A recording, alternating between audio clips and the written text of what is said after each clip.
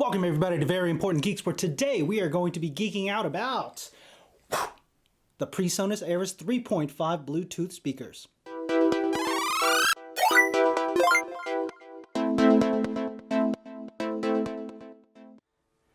Hey everybody, my name is Qua. Welcome to Very Important Geeks, where today we are going to be talking about the Presonus Eris 3.5-inch Bluetooth speakers. So right off the bat, these are marketed by Presonus as studio reference monitors. What does that mean? Reference monitors tend to aim for a very flat frequency response. They tend to aim for accuracy above all else, which means that they want to be able to reproduce the sound exactly as the artist recorded it in the studio, so that what you're hearing is exactly what the artist and the record label meant for you to hear. Now, as with all music, that's really going to depend on the source. If you're listening to a lot of local lossless audio files, really high quality recordings from Tidal Premium subscription or something like that, then you're going to have a better experience. If you're listening to your friend's Kevin's mixtape from his garage, it's going to sound kinda...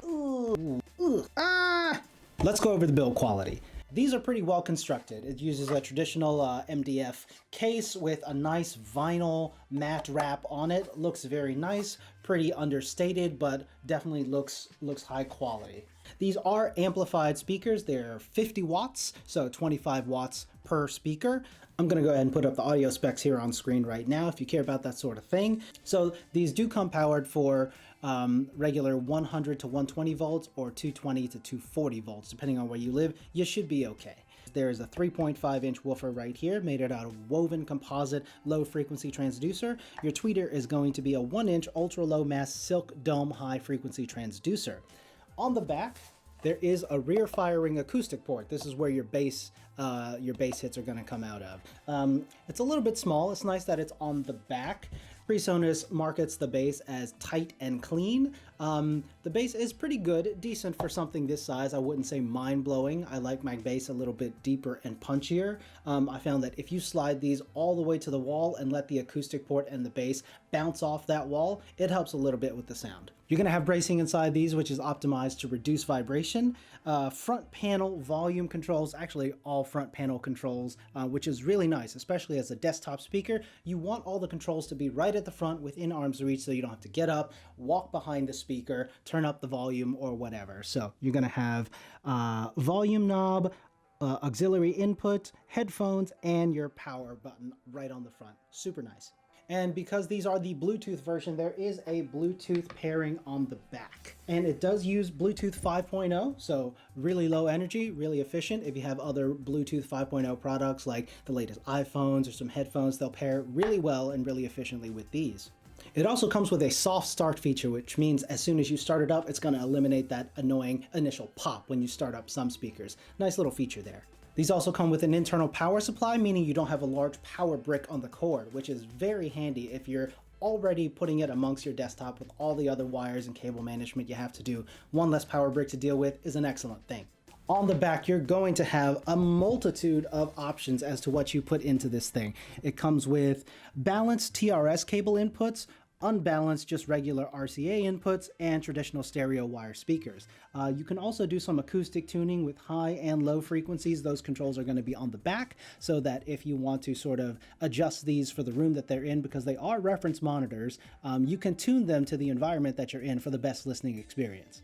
The headphone port does have amplification built into it, so you won't need to buy a separate amplifier just to power like some really high-powered, high-impedance headphones. But I would still recommend that you get a different DAC or amp if that's the sort of thing you're into.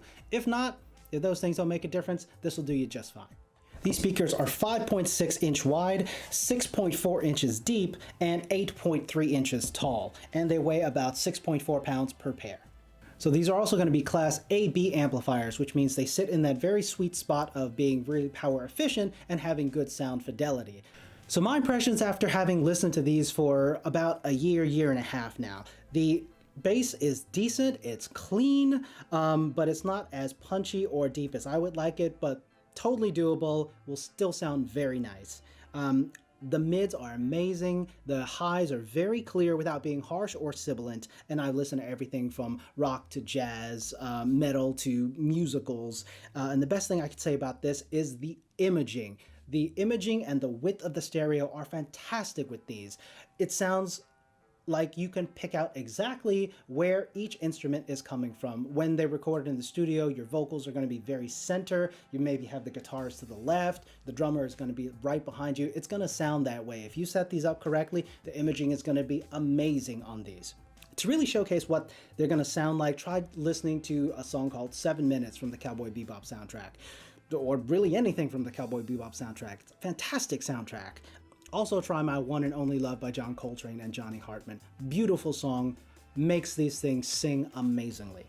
Other speakers in a similar price range are going to be your Mackie CR3 line, the JBL Pro series. I haven't reviewed those yet, but if anybody wants to send those my way, So these typically retail for $170 MSRP, but you can typically find them on sale at Sweetwater or Guitar Center for $130. You can get the non-Bluetooth version of these for just $99.